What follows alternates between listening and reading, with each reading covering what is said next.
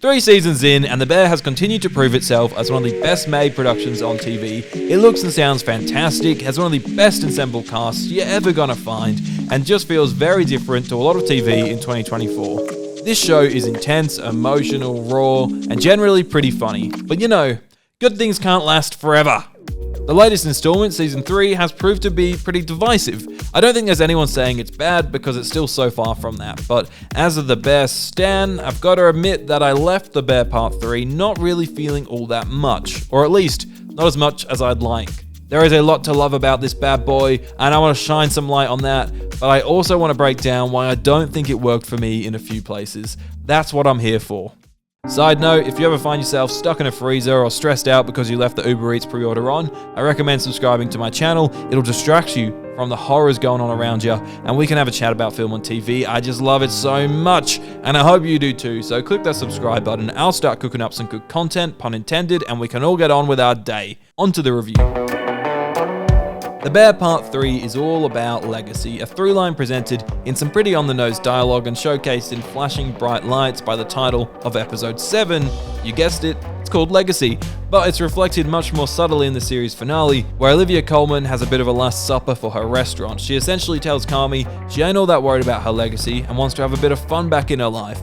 Totally paraphrasing there, but that's only because the dialogue itself is really subtle here, in a finale that is by far one of the best episodes of the season.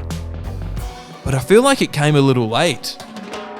I spent so much of this season just asking why. Why are we back? What is Part 3 saying and doing that hasn't already been done before? I didn't need the answer to this early on, but the season is paced so slowly, it just felt like we were buffing our way out to the answer. Along with why, I was constantly asking, where? Where are we going? I felt like the first 2 seasons had a bit more direction about them, and Part 3 struggled to find it, until the finale, but I think that tells us more about the direction of Part 4 than it does Part 3. Maybe that's the point, but that doesn't make my struggles with the season's momentum any less valid.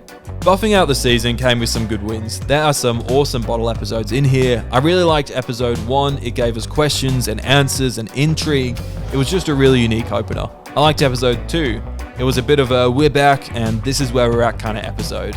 Episode 6, directed by the Bear's own Ayo Adibri, was a fantastic dive into Tina. Episode 8, Ice Chips, was a tour de force for Sugar and her relationship with her mother, and the last 2 episodes of the series really brought it home, focusing in on the show's signature character work, bringing its themes to the surface. So yes, I've just pointed out that more than half of its episodes are almost perfect, and 2 out of 4 of the remaining episodes I still think are really good. So why the hell am I criticizing the show? I just never felt the need to come back every episode. The best thing about TV and The Bear in the past is the flow of the series and the building of tension and character work that pays off in the finale. That's probably a bit of a basic way of looking at it, but you get the point. I felt like we constantly weren't going anywhere new, and it gets frustrating.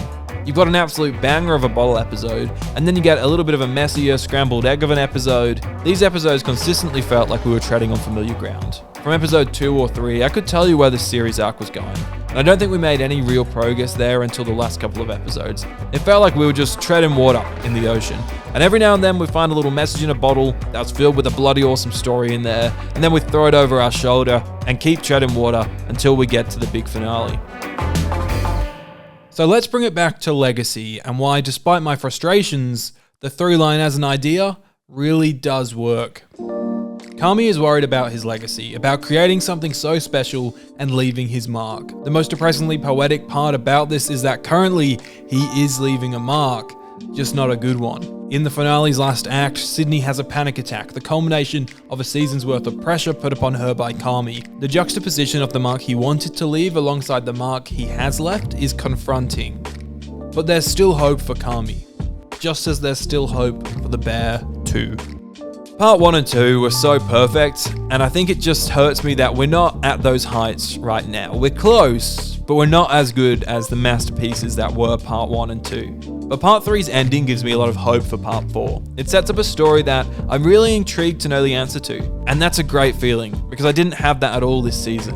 It was frustrating to be loving most episodes, but not be caring at all where the series was heading. I'm so glad we have The Bear.